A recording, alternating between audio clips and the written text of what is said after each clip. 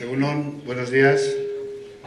Es un honor para mí y también una satisfacción presentarles a mi colega y amigo José Ignacio Martínez Churiaque, catedrático de Economía Financiera y Contabilidad en la Universidad del País Vasco y actual presidente del Tribunal Vasco de Cuentas Públicas. Conocí a José Ignacio en la facultad, en Sarrico. Siendo yo un joven profesor, descubrí en él a un alumno de grandes cualidades intelectuales y fuerte vocación investigadora y docente. Este hallazgo, analizado con la perspectiva que dan los años, no tuvo mérito alguno por mi parte, porque las capacidades de José Ignacio saltaban a la vista. Pero presumo, eso sí, de haberle ayudado personalmente en su incorporación como profesor ayudante a la cátedra que entonces se denominaba Economía de la Empresa y que dirigían a la Limón los profesores Ignacio Toña y Emilio Soldeveña. Cátedra que se convertiría posteriormente en el principal punto de apoyo de la actual licenciatura de Administración de Empresas que se cursa en la facultad. Una facultad que, permítanme recordarlo como quien no quiere la cosa, ha proporcionado casi todos los presidentes del Tribunal Vasco de Cuentas Públicas, desde la pionera Milagros García Crespo, que nos honra hoy con su presencia, hasta el actual, pasando por Asunción Macho, Juan Luis Lascuray y Jesús Álvarez. Solo Rafael Iturriaga fue la excepción que confirma la regla al haberse licenciado en Derecho por la Universidad de Deusto. No le veo por ahí a Rafa, pero transmítale que no se preocupe, dado que ni siquiera los de Sarrico somos perfectos. Pues bien, como no dispongo de tiempo ni para una simple lectura de los numerosos méritos académicos del profesor Martínez Churiaque, quiero destacar esta mañana brevemente tres perfiles que a mí me parecen esenciales de su personalidad. En primer lugar, su faceta de brillante profesional en las materias de su especialidad, la contabilidad y la auditoría de cuentas, campos en los que se introdujo muy precozmente, pues ganó la oposición a cátedra que dirige a los 33 años. Como ejemplo, sirva su participación en los organismos reguladores de la contabilidad, que ha sido muy intensa. Fue vocal del Comité Consultivo de Contabilidad del ICAC y ha formado parte del grupo de expertos encargado, en primer lugar, de redactar el libro blanco para la reforma de la contabilidad en España, para después participar también activamente en la reforma del Plan General de Contabilidad. También ha formado parte durante 15 años de la Junta Directiva de la AECA, Asociación Española de Contabilidad y Administración de Empresas. Y en el campo de lo que llamamos ejercicio libre de la profesión de economista, fue durante 4 años decano presidente del Colegio Vasco de Economistas y posteriormente presidente del Comité de Formación del Registro de Economistas Auditores, el famoso REA, del Consejo General de Colegios de Economistas de España. Otro rasgo de la personalidad del profesor Martínez Churiaque es su acusado espíritu universitario, una condición que en su caso ha estado adornada por una generosidad fuera de lo común, que solo quienes llevamos muchos años en el medio somos capaces de valorar en su justa medida. Me refiero al espíritu de servicio a los demás que se debe suponer a quien ha sido sucesivamente director de departamento, vicedecano, decano y secretario general de la Universidad del País Vasco. En todos los casos, animado por la defensa del papel social de la universidad, una de sus profundas convicciones. Y también en todos los casos vencido, como él mismo ha escrito con socarronería, vencido, cito textual, por olvidos transitorios del principio de racionalidad, tan querido por los economistas. Una manera de definir la generosidad tan curiosa como muy propia de la profesión. El retrato de urgencia del presidente del Tribunal Vasco de Cuentas Públicas quedaría, sin embargo, incompleto si no me refiriera a sus méritos cívicos, a su condición de luchador infatigable en defensa de los derechos humanos, las libertades públicas y demás valores que caracterizan a las sociedades democráticas. En este campo, José Ignacio Martínez Churiaque se ha comportado como un defensor a ultranza del interés público siempre que las circunstancias lo han requerido y ha sufrido por ello el acoso en el ejercicio de sus cargos institucionales y las amenazas personales de los intolerantes y violentos, especialmente durante su época de decano. En ese tiempo se produjo el cobarde asesinato del exalumno de Sarrico, Miguel Ángel Blanco Garrido, y con su presidencia la Junta de Facultad acordó dar el nombre del edil Ermo Artarra a uno de los pabellones del centro, probablemente el primer bien público de Bilbao unido a la memoria de las víctimas del terrorismo. Así pues, tienen ante ustedes a un gran profesional, independiente y riguroso, a un excelente gestor público y a un hombre comprometido que ha demostrado en todo momento y circunstancia ser un valiente defensor de las libertades. Cualidades todas ellas que, junto a otras, me obligan a definir a José Ignacio como un gran tipo y a decirles que la presidencia del Tribunal Vasco de Cuentas Públicas está en muy buenas manos. Muchas gracias. Eskerrik asko.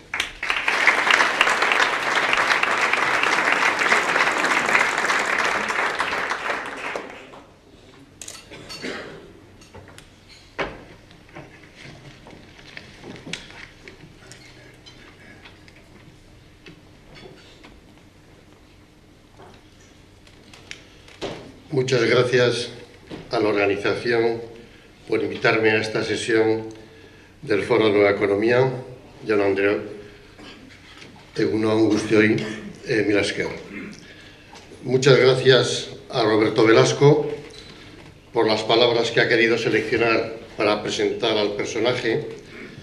Sé que era difícil por mi ausencia de proyección pública fuera de la universidad, la profesión contable y los movimientos cívicos de lucha contra ETA.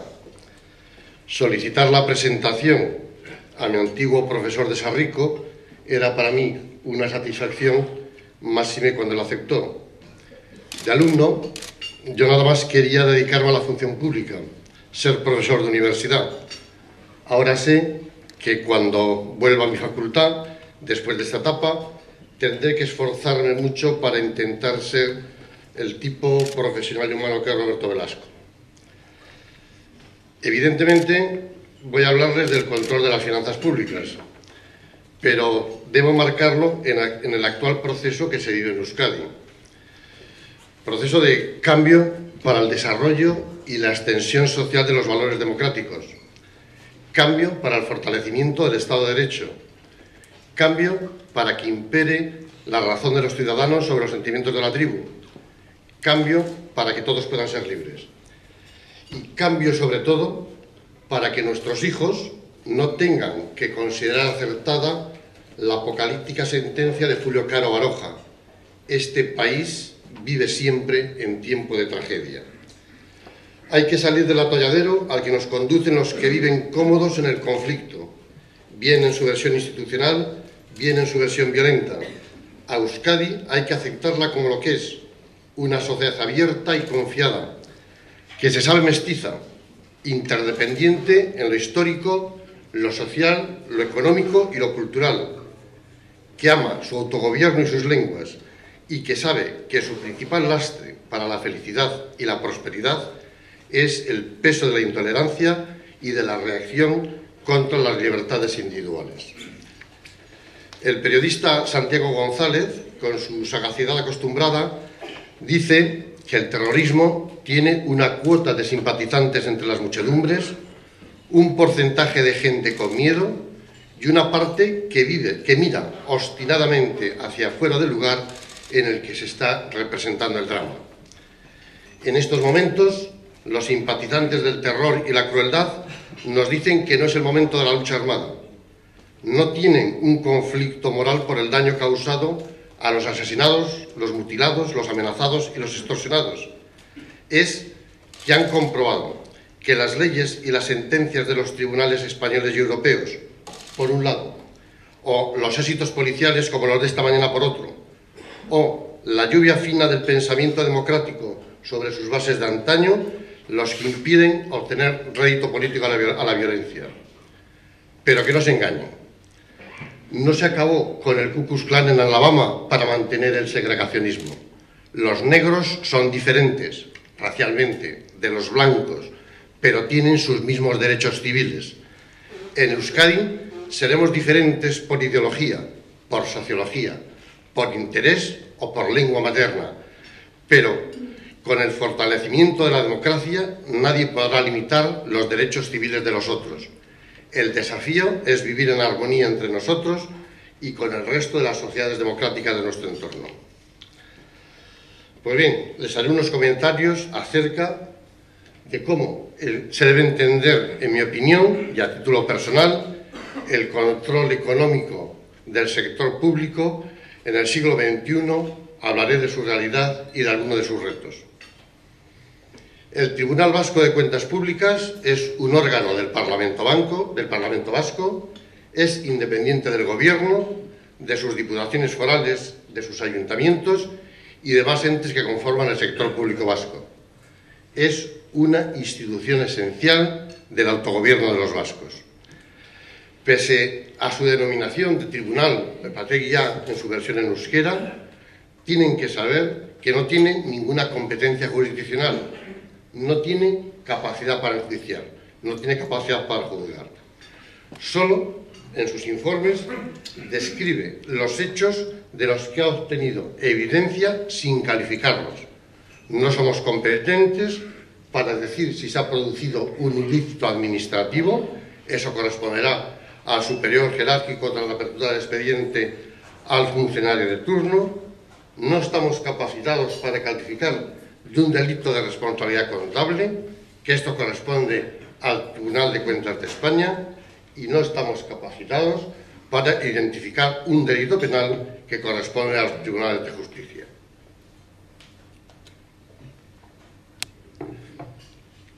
El contenido del informe de fiscalización depende de si el mismo es un trabajo recurrente u ordinario o bien hace referencia a un trabajo especial o extraordinario. En este caso, su estructura es variable, de acuerdo con la solicitud que hemos recibido del Parlamento, de las Juntas Generales o a iniciativa del propio Tribunal. Muchas veces son lo que técnicamente se denomina una revisión limitada.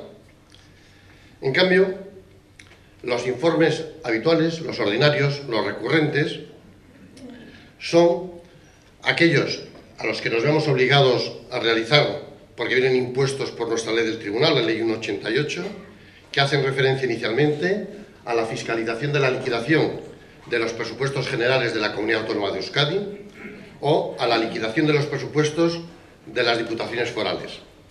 También ese tipo de informe lo tenemos que emitir cuando se produce una solicitud del Parlamento, de las Juntas Generales o por propia decisión del Tribunal, como es el caso de la fiscalización de la liquidación de los presupuestos de las corporaciones locales o de cualquier otra entidad que administre caudales públicos.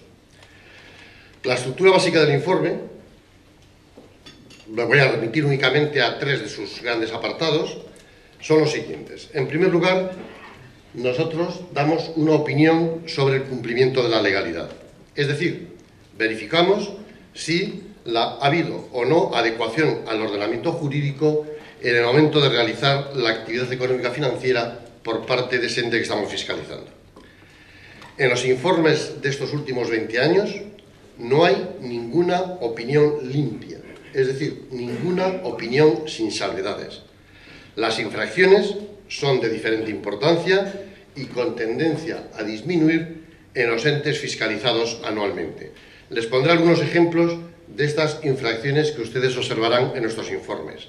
En el área de personal nos hemos encontrado que es habitual la contratación sin respetar los principios de publicidad, igualdad, mérito y capacidad, o bien que se producen pagos indebidos por complementos e indemnizaciones u otro tipo de retribuciones no realizadas con suficiente amparo legal. En el ámbito de la contratación de bienes, servicios o expedientes de obras, hemos visto cómo se produce una tramitación de expedientes por vía de urgencia o por procedimiento negociado en detrimento del procedimiento abierto. Vemos cómo se siguen realizando adjudicaciones incorrectas porque los baremos no vienen correctamente establecidos en los pliegos técnicos o porque las fórmulas que se utilizan para cuantificar los precios no son suficientemente discriminantes. Sigue produciéndose el fraccionamiento de contratos para evitar el cumplimiento de los principios de publicidad y concurrencia, o bien se producen modificados que alteran el objeto del contrato. En el área de subvenciones nos encontramos con que se produce una excesiva concesión de forma directa cuando correspondería a un procedimiento de concurrencia, o bien que falta la justificación del empleo dado a los fondos obtenidos. Y en el área de patrimonio se produce todavía una enajenación de bienes por la vía de permuta sin los suficientes criterios de publicidad y concurrencia. Pues bien, eso constituye una de las primeras áreas de trabajo del Tribunal, verificar el respeto del ente para alcanzar su gestión económico-financiera, el respeto total al ordenamiento jurídico vigente. En segundo lugar, se produce un tipo de información en la que tratamos de dar una opinión sobre la documentación económico-financiera del ente fiscalizado. En este caso, para conseguir este objetivo, el Tribunal utiliza las mismas herramientas, técnicas y programas propios de una auditoría externa. El objetivo es opinar sobre la razonabilidad de las cuentas del ente fiscalizado para reflejar esa actividad económico-financiera. El trabajo, como ustedes saben, se realiza por muestreo y con un porcentaje de importancia relativa del 5% o inferior si el análisis de riesgos así nos lo indica. Es objetivo del Tribunal en el siguiente ejercicio disminuir este 5% al 2% de acuerdo con los nuevos criterios internacionales de auditoría. Quiero destacar con ello que un trabajo de opinión sobre las cuentas de un ente público no persigue, por lo tanto, la detección de fraudes o errores. Ese no es el objetivo del trabajo y muchas veces con esas técnicas es imposible de alcanzar tal finalidad. Ahora bien, si el objetivo fuera ese, detectar errores o fraudes, la solicitud del encargo al Tribunal Vasco de Cuentas Públicas por parte del Parlamento, por parte de las Juntas Generales, debería ser diferente al objetivo de un informe de regularidad contable.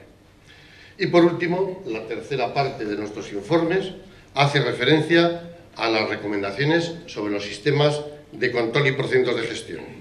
El Tribunal, en este área, señala cuáles son las vías de mejora o realiza consideraciones al objeto de no volver a incurrir en las irregularidades detectadas. Después de esta rápida presentación de lo que hace el Tribunal y de lo que no hace, por lo tanto, comentaré algunas cuestiones que configuran el actual debate sobre el papel de los órganos de control externo en una sociedad democrática. Haré nada más 4 comentarios. El primero de ellos, debo destacar que si el control no es oportuno, es ineficaz socialmente. El Tribunal debe reducir el tiempo que media entre el periodo al que se refiere la fiscalización y el año de emisión del informe. El Tribunal en este momento está incumpliendo nuestra propia ley, puesto que no emitimos el informe sobre la Administración General de la Comunidad Autónoma de Euskadi en los 4 meses posteriores a la recepción de la liquidación de los presupuestos. La limitación de recursos humanos opera en nuestra contra, por lo que hay que establecer una política racional de aceptación de los encargos de fiscalización. Es objetivo de este Tribunal reducir ese periodo entre año de fiscalización y disposición al público en general del informe de fiscalización. En segundo lugar, está abierto un debate sobre la modificación de la política de comunicación y difusión del contenido de los informes de todos los órganos de control externo, entre ellos el Tribunal Vasco de Cuentas Públicas, y posiblemente una petición de reforzamiento de la autoridad del Tribunal. El Tribunal remite el informe de fiscalización al ente auditado, al Parlamento, a las Juntas Generales y a los ciudadanos mediante una nota de prensa que se hace llegar a los medios de comunicación y se pone a disposición de cualquiera en la página web. Pese a ello, el debate público posterior es escaso tanto en España como en Europa. El ente auditado no debe remitir al Tribunal Vasco de Cuentas Públicas un informe indicando las medidas tomadas para neutralizar el efecto de las infracciones detectadas o de la puesta en consideración de las recomendaciones efectuadas. En otros países de nuestro entorno, en el Reino Unido, existe una comisión de cuentas públicas, en el Parlamento, en nuestro caso en Juntas Generales, sobre las recomendaciones realizadas y sobre el grado de cumplimiento por parte del ente afectado. En otros países, también de nuestro entorno, cuando no se tienen en cuenta las recomendaciones del tribunal, se considera una infracción por parte del ente afectado. Esto ocurre, por ejemplo, en el caso de Portugal. En tercer lugar, vemos cómo cada vez más se crean nuevos entes dentro del sector público. Hay una proliferación de entes en el sector público. Junto a los órganos administrativos y mercantiles o a los entes públicos de derecho privado, surgen las sociedades públicas, las fundaciones y los consorcios. El objetivo es tener que someter a fiscalización todas las entidades que se financian más con recursos públicos que con ingresos comerciales. Desde este punto de vista, habría que considerar que deben ser fiscalizables aquellas sociedades mercantiles de los entes locales con capital público superior al 50%. Sabemos que en este momento, solamente cuando la sociedad mercantil es poseída al 100% por el ayuntamiento, es cuando se integra en la cuenta general del ente local. Deben de someterse a fiscalización todas las sociedades mercantiles con capital público minoritario, pero controladas por el ente, las filiales o dependientes, e incluso las no controladas, las empresas asociadas. También deberían someterse a fiscalización aquellas sociedades mercantiles y consorcios con capital público 100% o solo mayoritario, pero que el ente fiscalizado no tiene la participación mayoritaria. Y por último, en nuestro entorno se considera que hay un exceso de riesgo en la cantidad de fundaciones públicas que en este momento no se están auditando. Puedo decir que el Tribunal Vasco de Cuentas Públicas ya ha incluido en su plan anual de trabajo algunas de estas entidades, por entender que son áreas de riesgo e incrementaremos en nuestro plan del 2010 el número fiscalizable de este tipo de entidades. Y por último, haré unos comentarios en relación con un área especial dentro del sector público, que es el de los entes locales. Según un informe de junio de este año, publicado por el Registro de Economistas Auditores, solamente se audita en el sector público autonómico el 29% de las entidades que lo componen. Se audita en el sector público local solo el 5% de las entidades que lo componen. Y en este momento, de todo el sector público español, solo el 8% de las entidades que lo componen someten sus cuentas a verificación por experto independiente situado en el exterior, por parte de firmas de auditoría privadas o por parte de los órganos de control, los órganos de control externo, en nuestro caso el Tribunal de Cuentas. Fíjense que solo hay, de los 8.155 ayuntamientos españoles, solo hay un 1,5% auditados por firmas o por organismos públicos. En el caso vasco, la situación no se diferencia sustancialmente. Si nosotros vemos cuáles de los grandes ayuntamientos vascos, aquellos que tienen más de 20.000 habitantes, han sido auditados en el siglo XXI, observaríamos que las 3 capitales vascas en este siglo XXI solo han sido auditadas una vez.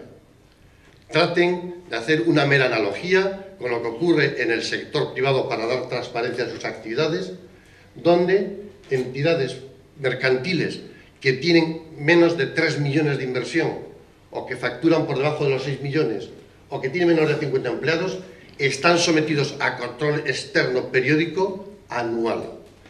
Y además se produce la paradoja de que algunos de nuestros grandes ayuntamientos nunca han sido auditados en todo el siglo XXI.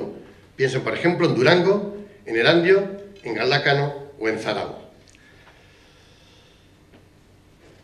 Pero si nos fijásemos en los ayuntamientos de dimensión media, aquellos que tienen más de 10.000 habitantes, tendría que decirles que nunca, en los 20 años de existencia del Tribunal Vasco de Cuentas Públicas, se han auditado ayuntamientos como Amorebieta, con más de 17.000 personas, o Arrigorriaga o Sopelana en Vizcaya, con más de 12.000 personas. nunca han sometido sus cuentas a control externo, o en Guipúzcoa, por darles los datos, Azcoitia y Beasain con 13.000 habitantes, 13.500 habitantes. Es decir, que si quisiéramos saber la dimensión de nuestra capacidad de control de los entes locales, les podría dar dos datos definitivos. En ayuntamientos menores de 20.000 habitantes, en el caso vasco son 233, durante estos 20 años solo se han fiscalizado una vez 65. Eso supone el 28% de los entes que manejan caudales públicos en su dimensión local. Y en estos 20 años solamente se han auditado 2 o 3 veces 10 ayuntamientos, lo que supone el 5%. En relación con las grandes capitales vascas, decirles que en estos 20 años Bilbao se auditó 5 veces, San Sebastián 7 y Vitoria 5. Yo creo que esta exposición al riesgo en el control de los caudales públicos hace imprescindible pensar en cambios legislativos. Habrá que establecer la obligación periódica de someterse a una auditoría externa a las corporaciones locales. La periodicidad dependerá de la función, estará en función del tamaño y de la importancia. No olvidemos que el REA propone para todo el territorio nacional, para todos los ayuntamientos mayores de 5.000 habitantes, que esa auditoría externa sea de regularidad anual. ¿Cuáles son las alternativas que tenemos?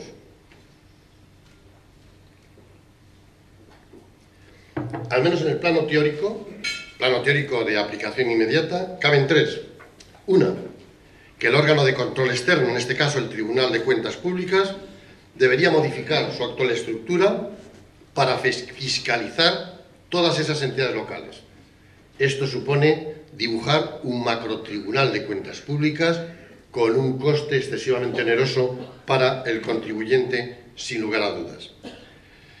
Pero pone de manifiesto las estrecheces para la realización de sus tareas que tiene el actual tribunal y pone también de manifiesto que algo habrá que hacer si no se quiere mantener ese bajo porcentaje de fiscalización. La segunda alternativa es contratar auditores privados que se encargarían de la fiscalización en su área de la regularidad contable convencional, y el OCES, en este caso el Tribunal de Cuentas Públicas, fiscalizaría el cumplimiento de legalidad y también pondría en marcha las auditorías operativas, auditorías de gestión. La tercera alternativa es que el OCES crearía un registro de firmas de auditoría para que con programas seleccionados por el Tribunal Público se desarrollase una fiscalización de los entes locales. Evidentemente, las dos últimas alternativas requieren de modificaciones legislativas, bien que se contemplen en la modificación de la Ley de Bases del Régimen Local o bien en nuestra ley municipal. Porque en ambos casos debería ser el propio ayuntamiento quien se hiciera cargo del coste del control externo, lo mismo, en igualdad de condiciones, que las entidades que operan en el régimen privado. Es cierto que hay otra manera de reducir los costes del control interno, y esta no es otra más que mejorando los servicios de control interno de los ayuntamientos. El control externo es más barato si tenemos confianza en los servicios de control interno. Eso significa que hay que dotar de mecanismos reforzados de independencia a los interventores como una primera medida para considerar en esas posibles modificaciones legislativas. Mientras tanto, el Tribunal debe reflexionar acerca de cuál debe ser el uso social de esos limitados recursos humanos. Quizá deberíamos instituir la actual política de fiscalización completa de un reducido número de ayuntamientos por un mayor número de revisiones limitadas en las áreas de riesgo que seleccionaremos para el ejercicio 2010. Por ejemplo, aquellos ayuntamientos con planes de urbanismo en marcha, con un fuerte incremento de su endeudamiento o áreas similares de riesgo. Que acertemos. Muchas gracias.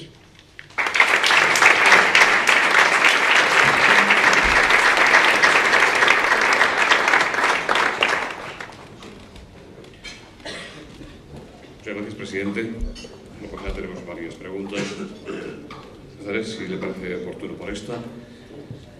¿Qué noticias tienen sobre movimientos entre los partidos políticos vascos en el Parlamento Vasco, cuya presidenta se encuentra hoy con nosotros, al que recientemente pidió usted las reformas legislativas necesarias para la contratación externa de informes sobre los organismos públicos?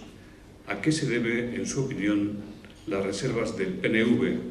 ¿A que el Partido Nacionalista Vasco le considera a usted próximo al PP o a que pudiera ser un instrumento del nuevo gobierno vasco? Me parece que habría que diseccionar la pregunta para que sea capaz de responderla.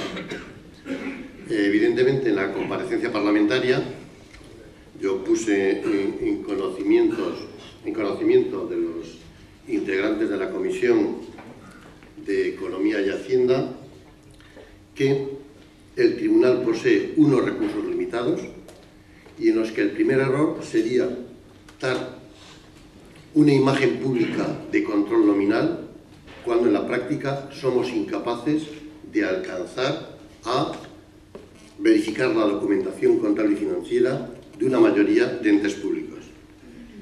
Eso ha hecho que en algunas ocasiones, cuando hemos otorgado confianza a los órganos de control económico de la cuenta general del Gobierno vasco o a sus unidades delegadas, los servicios de intervención en los órganos administrativos, los entes públicos o los entes privados de derecho público, hayamos utilizado los datos, los informes, los reparos que nos facilitan por esos buenos mecanismos de control interno que consideramos satisfactorios.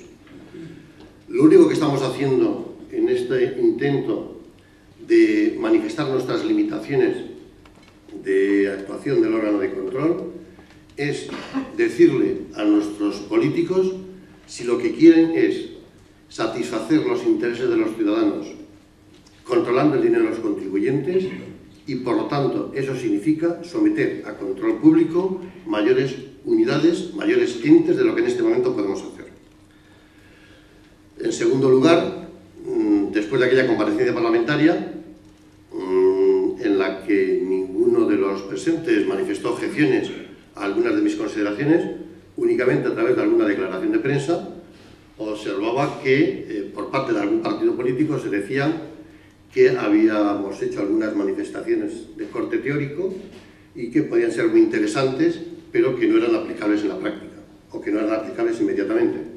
Entiendo que las objeciones están motivadas porque no he hecho la suficiente pedagogía sobre los diputados que así opinen para decirles que estas medidas que estaba proponiendo existen ya en nuestro entorno, son propias de sociedades democráticas avanzadas y, eso sí, todo control tiene su coste y los órganos públicos deben empezar a considerar que tan importante como contratar a una animadora pública para las fiestas es contratar a sus controladores públicos. Y en tercer lugar, evidentemente, soy una persona que he gozado de independencia de criterio en todas mis manifestaciones públicas por no poseer ningún tipo de militancia ni dependencia de ninguna jerarquía, ni militar, ni eclesiástica, ni civil.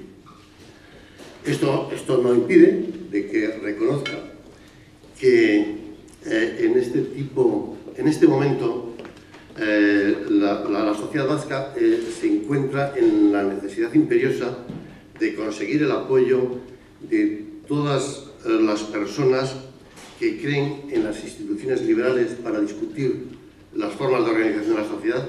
Eso supone un fuerte apoyo al Parlamento liberal que cree en las instituciones de mercado para realizar una asignación eficiente de los recursos públicos, sabiendo que sus fallos deben ser corregidos por la intervención pública. Y todo esto hace que haya un amplio campo de encuentro entre los demócratas que se sitúan a la derecha o en el centro derecha y los demócratas que se sitúan en el centro izquierda o en la izquierda, porque todos estamos por conseguir, por dar lo mejor de nuestro trabajo para mejorar el sistema con una sola finalidad: mejorar la prosperidad de la siguiente generación de vascos que tenga que encontrarse, ojalá, una situación de paz social mejor de la que hemos tenido la generación actual. Hay otra pregunta que insiste sobre lo anterior, se la voy a leer. ¿Qué voluntad política existe respecto de los cambios legislativos que se proponen en el ámbito local? ¿Es posible en esta legislatura? Mi obligación es decir a la clase política cuáles son las lagunas con las que nos encontramos en nuestra tarea de fiscalización, cuáles son las limitaciones que tenemos, y ahora los que tienen que dar la respuesta a una sociedad que ama el control de sus dineros públicos, la respuesta tiene que ser la que decidan los políticos. Yo lo único que puedo seguir insistiendo es en que ojalá hayamos conseguido, con 20, 30 años de retraso, trasladar al sector público los mismos requisitos que hemos sabido imponer al sector privado. Eso lo hicimos en la reforma del 90 y el sector privado ha respondido hoy en día con una amplia naturalidad, englobando los costes de sus auditores externos en su cuenta de resultados, beneficiándose del valor añadido que para los stakeholders genera esa relación de información verificada por expertos independientes, y eso transmite una cierta tranquilidad al resto de personas y entidades que se relacionan con el ente auditado. Si esa reforma fuimos capaces de hacerla en los años 90 en España para el sector privado, entiendo que el sector público debe de estar al mismo nivel y tener una capacidad de respuesta similar. Dependerá de lo que quieran hacer nuestros políticos. Me preguntan qué impresión o qué criterio tiene usted respecto de la salud de las cuentas públicas vascas. ¿Qué peso tiene en nuestras instituciones públicas su endeudamiento financiero? ¿Y qué alarmas del déficit han sonado ya en los ayuntamientos de Euskadi, por ejemplo? Bueno, yo sé que en lo que es las preocupaciones políticas, el instrumento esencial de gobierno se centra en el presupuesto. Pero esto es algo que preocupa muy poco al auditor público, porque nosotros lo que hacemos es una fiscalización de la liquidación del presupuesto. Y hemos observado que ya en la presentación de esa liquidación, en el cierre del año 2008, Euskadi estaba en situación de pérdida económica, 684 millones de euros. Es decir, que el efecto de la crisis económica sobre las cuentas públicas se manifiesta en la liquidación de los presupuestos de 2008. Es cierto que Euskadi es una sociedad que goza de una herramienta financiera de primer orden como es el concierto económico, y eso nos ha permitido en estos años tener los mayores recursos financieros públicos por habitante, superior a cualquier región europea. Y por eso esta capacidad financiera nos ha permitido tener unas cuentas públicas más saneadas. Nuestro nivel de endeudamiento hasta ahora era de los más bajos de cualquier otra región europea. No sé, quiero decir por lo tanto que nuestras cuentas públicas estaban en una buena situación en términos relativos, comparativos con otras regiones menos desarrolladas. Eso nos avise para decir que si lo que tenemos es una cultura de tolerancia cero con el incumplimiento del ordenamiento jurídico, he de decir que en los últimos 20 años sí tenemos una pequeña carga en nuestra mochila. No se sabe por qué las infracciones de muchos entes son recurrentes, se manifiestan de forma repetitiva, con independencia que hayan sido puestas de manifiesto por el Tribunal de Cuentas Públicas. Desde ese punto de vista, aunque se haya avanzado mucho en una cultura de control, creo que queda un largo camino por recorrer. Le preguntan también si cree que existe falta de auténtico control y de disciplina en el gasto de los ayuntamientos vascos en general, o al menos en algunos de ellos. ¿Qué indicios tiene? El señor Zarate dice, hay entidades locales que se han negado a entregar cuentas al Tribunal Vasco de Cuentas Públicas, por ejemplo, Aretxabaleta, Álava. ¿Qué posibilidades de control son posibles a partir de estas negativas?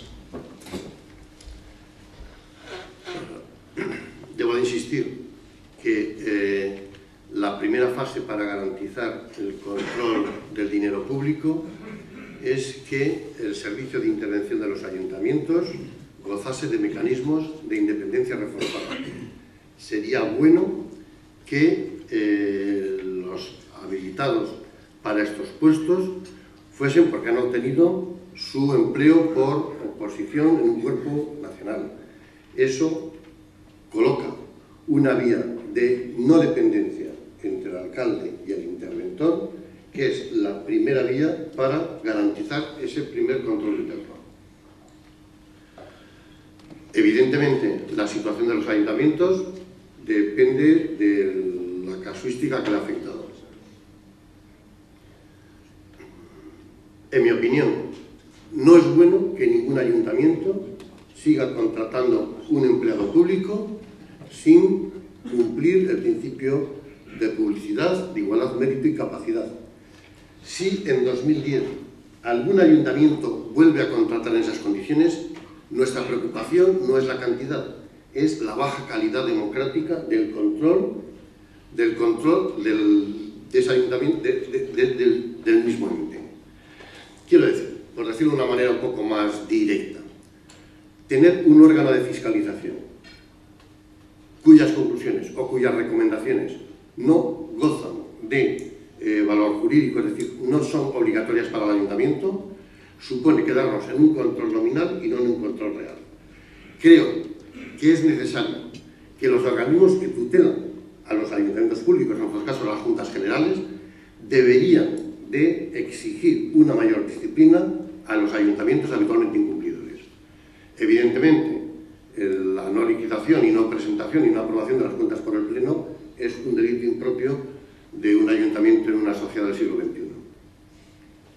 De cara a la ley municipal vasca, que parece que está en el calendario legislativo del nuevo gobierno vasco, ¿tiene usted alguna sugerencia que hacer? Insistiría nada más en esos dos aspectos esenciales que he comentado, que no tienen más que el valor de una reflexión particular. En primer lugar, me gustaría que la ley municipal redujera los motivos para nombrar interventores por la vía de excepcionalidad, es decir, por un concurso interno dentro de la plaza a la que pertenece el ayuntamiento. Y en segundo lugar, si así lo estiman los dirigentes políticos, sí creo que se debería exigir que, para garantizar esa transparencia de las cuentas públicas de los entes locales, los ayuntamientos de más de 20.000 habitantes, cuando menos, deberían de someter a procesos de control de regularidad contable anualmente sus cuentas públicas y además con cargo a sus propios presupuestos.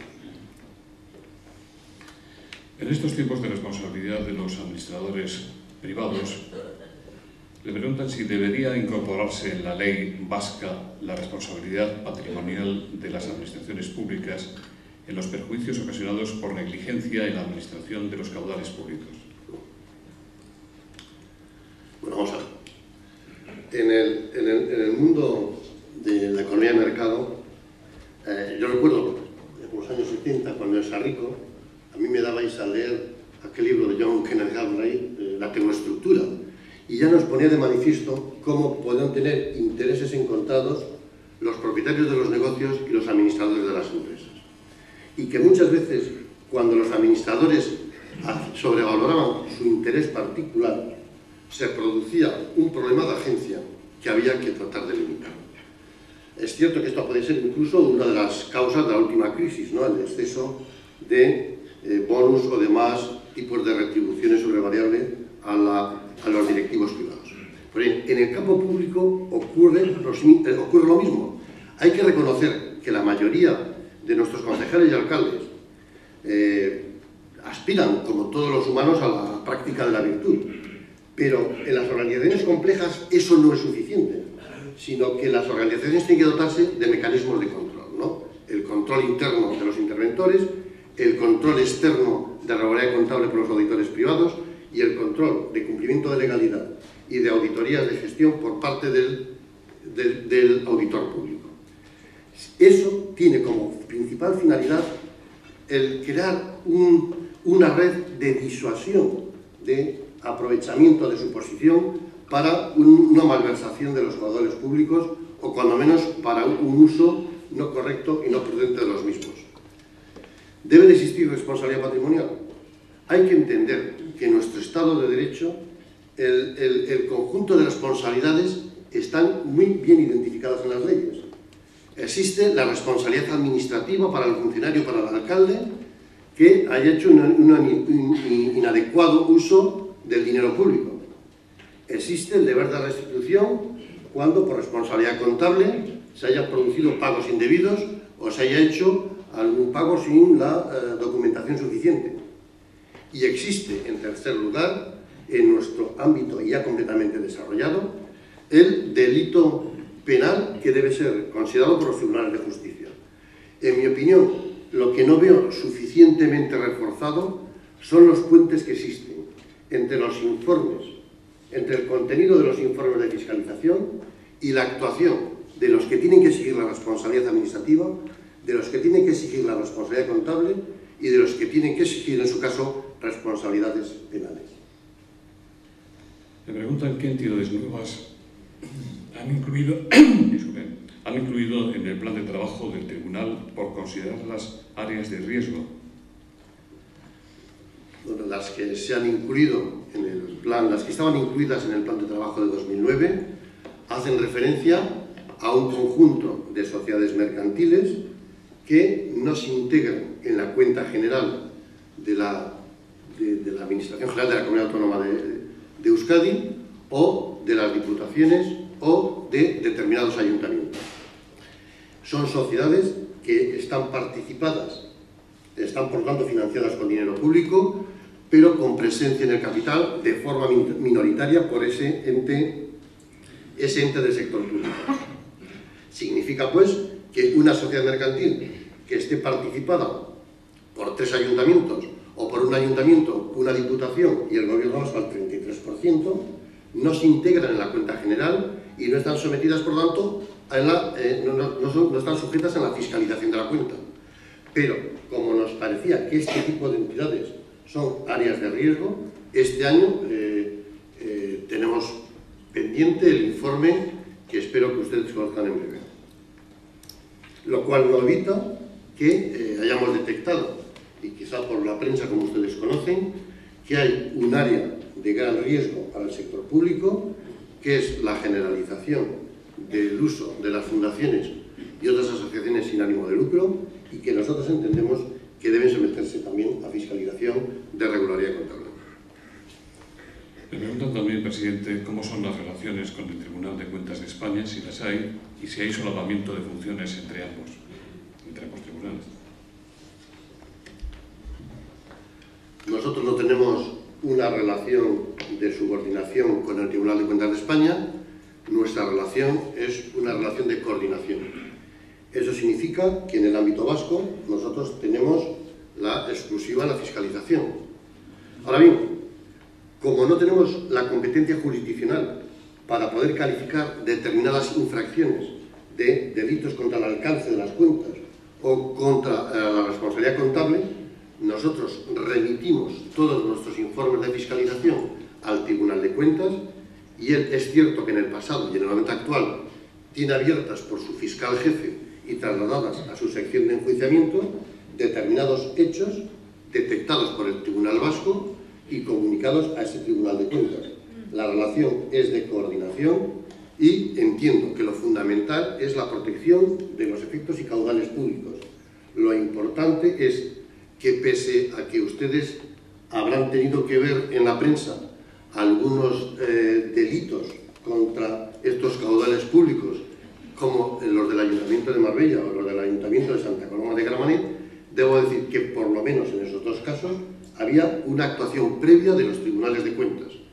Otra cosa es que cuando ellos hicieron públicos sus informes y cuando se hicieron llegar a sedes parlamentarias, por las razones que fuesen, no se tomaron las medidas para evitar que aquellos errores detectados en las adjudicaciones de obra, en la ejecución o en la recepción sin certificaciones oportunas, se tomasen medidas por quien correspondiera. El tribunal no tiene más que un solo deber: detectar irregularidades porque tiene evidencias documentales de que existen esos errores y ponerlo en conocimiento de los responsables políticos y de la ciudadanía en general. Le preguntan también cuál es su opinión acerca de que la Comisión Europea haya llamado la atención a España sobre los modificados en la contratación de obras públicas. Yo creo que es volver sobre lo mismo. La semana pasada en Madrid, el Tribunal de Cuentas Europeo hizo público su informe sobre la fiscalización de las ayudas que ha tenido que devolver el Estado español a la Comisión por problemas detectados en las adjudicaciones, en ausencia de publicidad, en ausencia de concurrencia, o por incorporación de costes no subvencionables en los proyectos de objeto de esa financiación por la Unión. Todo ello ha supuesto cifras suficientemente llamativas para haber tenido que alertar a nuestros políticos y a nuestros ciudadanos de que algo no estábamos haciendo bien. No sé, en alguna de las partidas el Estado español ha tenido que devolver 258 millones de euros por esos problemas en malas adjudicaciones o en financiación de sobrecostes detectados por los auditores públicos europeos, cuando, por ejemplo, para que se hagan una idea, Francia solo ha devuelto 1 millón de euros. Es decir, que las correcciones financieras suponen ponen de manifiesto que quizá nuestra cultura de control no era lo suficientemente buena para los auditores europeos, porque nos han encontrado o hemos incumplido con más errores que países de nuestro entorno. Y en cambio, si ustedes hacen un intento de recordar en su memoria, si leyeron esta noticia de prensa la semana pasada, verán que a lo sumo lo vieron en algún periódico económico y ocupando una escasa columna. Quiero decir, por lo tanto, que esto me permite ser firme en mi posición de que los tribunales de cuentas tienen que mejorar su política de difusión y de comunicación de sus tareas, de su labor, porque situaciones como esta pasan casi de forma imperceptible para el ciudadano.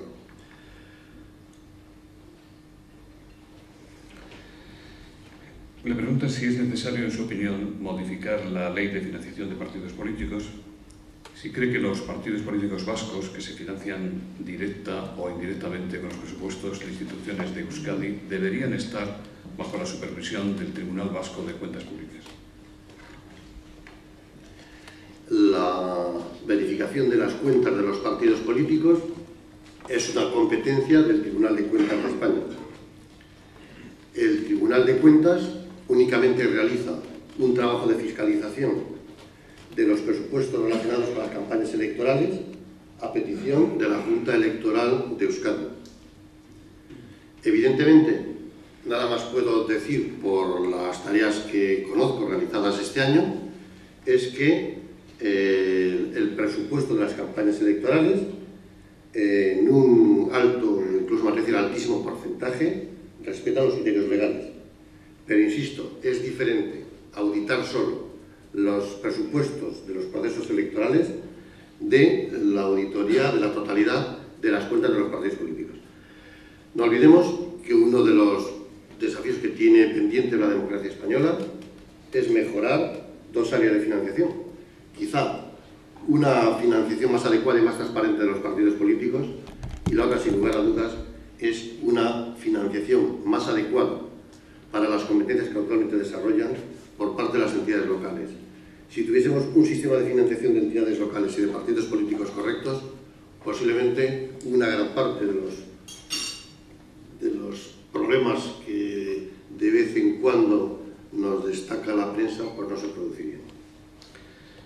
Ayer, en el encuentro anual de la Cámara de Comercio de Bilbao, su presidente, el señor Echevarría, subrayó su preocupación por el retraso en la recuperación de la economía en el País Vasco, y también el consejero de Economía del Gobierno vasco subrayó el problema del paro y sus efectos. Pero también ayer el presidente del Gobierno y hoy el secretario general de Confebask ha mostrado su optimismo acerca de la salida de la crisis. ¿Participa usted de ese optimismo o tiene otro diagnóstico? Demasiado debate para un humilde profesor de contabilidad de una universidad de provincias. Evidentemente, el éxito que hayan tenido las políticas públicas por incrementar la demanda cuando ésta estaba estancada en el sector privado ha sido una de las vías de salida de la crisis para aquellas comunidades autónomas españolas que desde un principio apoyaron estas vías de trabajo. Por ejemplo, Navarra. Creo que unas cuentas públicas saneadas no impiden reconocer que en los momentos de ese estancamiento de la demanda privada, el sector público debe de hacer el esfuerzo en inversión y consumo. Ahora bien, el esfuerzo de inversión es el que puede netearse, puede financiarse contra endeudamiento. No olvidemos que el endeudamiento de hoy es gasto público para nuestros hijos mañana. Por lo tanto, todo lo que sea suplir a las restricciones de la demanda privada por políticas públicas de demanda, creo que es una buena medida para salir cuanto antes de la crisis. Quizá el otro problema con el que España se enfrenta y tiene peculiaridades no existentes en el resto de los estados de la Unión es que nuestra crisis tiene una particularidad como es el elevado nivel de desempleo. Ahí se precisa quizá algunos toques de mayor audacia, de mayor sentido reformista y de capacidad de servicio no solo a los empleados que en este momento nos beneficiamos de tener un trabajo medianamente estable. Creo que el esfuerzo que tiene que hacer la sociedad es para que los millones de personas que se encuentran sin empleo y sobre todo los estudiantes que acaban sus estudios y que están capacitados para encontrar un puesto de trabajo, son sobre ellos los que hay que tomar las medidas inmediatas para su acceso al empleo. ¿Se refiere usted entonces a la necesidad de una reforma del mercado laboral? En este país casi todas las palabras están viciadas, ¿no? Lo que sí creo es que no es justo para los trabajadores desempleados de este país el tener un mercado de trabajo excesivamente dual, en el que hay unas protecciones para los trabajadores actualmente en el empleo, trabajadores que tenemos unos refuerzos, y a veces dudo de la equidad, como somos los empleados públicos, como son los empleados de las grandes industrias, donde siempre los poderes públicos acuden al mantenimiento del empleo y muy posiblemente con sus subvenciones hacen que los productos que después ellos fabriquen los tengamos que pagar dos veces, cuando los subvencionamos y cuando los adquirimos. Yo creo que lo fundamental es reconocer que son los trabajadores autónomos y los trabajadores de pequeñas y medianas empresas los que se encuentran con un nivel de protección al empleo bajo y son sobre ellos sobre los que hay que incidir.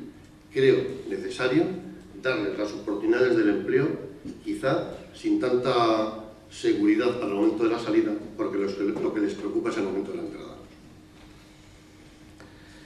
Hace unas semanas en esta misma tribuna el alcalde Azcuna lamentó que hubieran habido filtraciones de los expedientes en el Tribunal Vasco de Cuentas por presuntas irregularidades en el Ayuntamiento de Bilbao. ¿Tenía razón el alcalde de quejarse de filtraciones indebidas?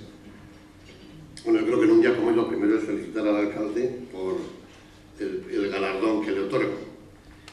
Y en segundo lugar, creo también que él estaba en lo cierto y tenía todo su derecho a manifestar su irritabilidad por las filtraciones en los informes del Tribunal de Cuentas. Pero no sé muy bien por qué, creo que tenía un error de fechas. El informe sobre el Polideportivo de la Peña fue aprobado por el anterior pleno del Tribunal Vasco de Cuentas Públicas y en su informe provisional, y los medios públicos lo conocieron en mayo del 2009, cuando estaban otros miembros del Pleno y no los que estamos en la actualidad. Por lo tanto, entiendo que el Tribunal sí debe buscar medidas para acelerar la emisión de los informes públicos, al objeto de evitar este tipo de filtraciones. Pero hay que dirigir las discrepancias contra los que lo cometieron y no contra los que no nos gustan, simplemente porque sean distintos de nosotros.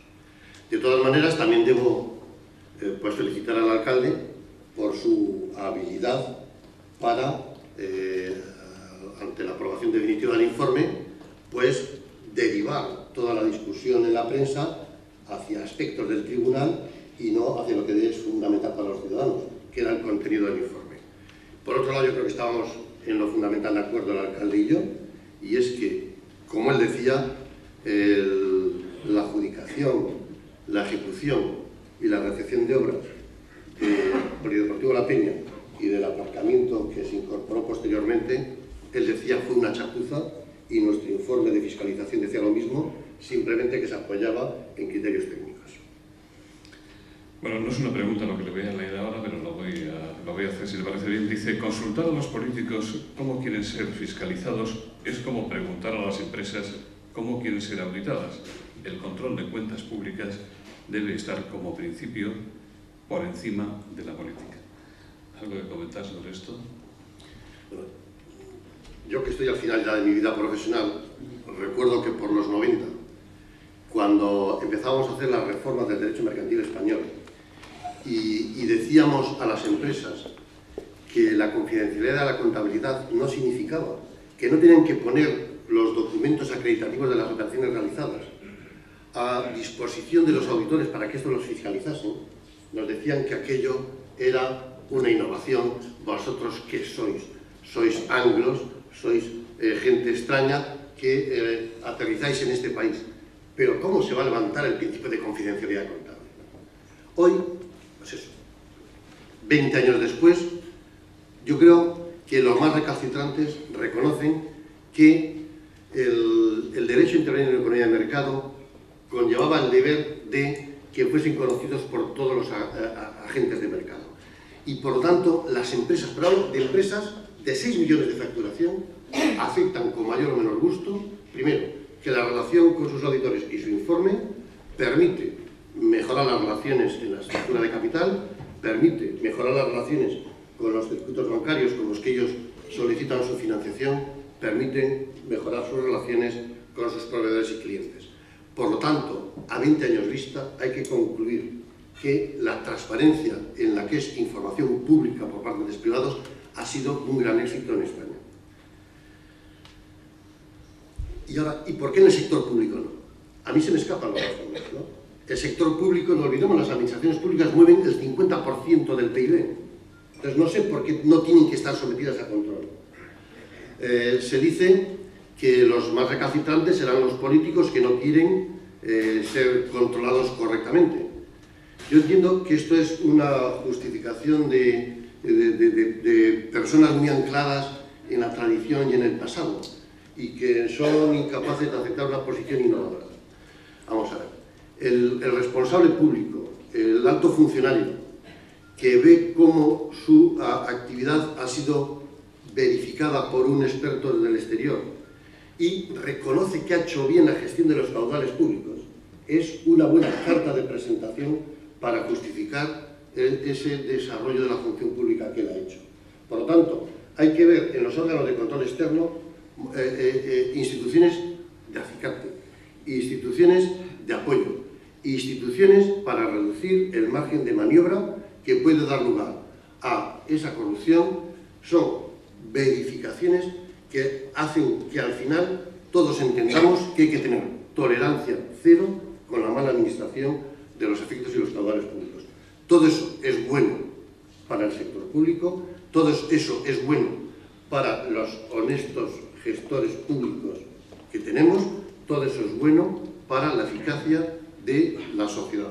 Hay que saber en qué se gasta el dinero y hay que saber que se gasta correctamente. Pues muchas gracias por su brillante intervención. Y yo le voy a ceder la palabra a don Mario Fernández para que en nombre de los patrocinadores despida este acto. Pues con objeto de cumplir el horario previsto, simplemente agradecer al señor Martínez Churiaque su intervención y sus explicaciones sobre una materia tan ardua, tan agreste como el tema del control de las cuentas públicas. Me van a permitir también que agradezca al señor Roberto Velasco, en base a una antigua amistad, su intervención como presentador del señor Martínez Churiaque, y a todos ustedes por su existencia. Mila esker, egun on.